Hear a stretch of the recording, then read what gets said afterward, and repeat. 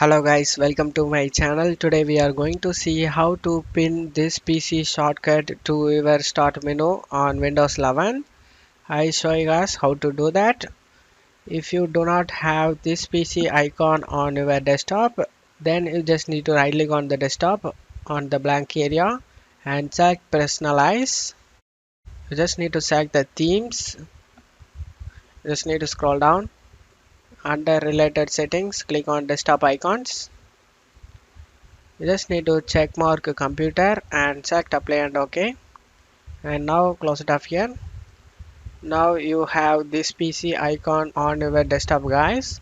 Now you just need to right click on this PC and select pin to start, and now click on the start, and now just scroll it down, and now this PC has been appear over here. You just need to appear in the front. You just need to right click on it and select move to front, and now you can able to see pinned in the friend list.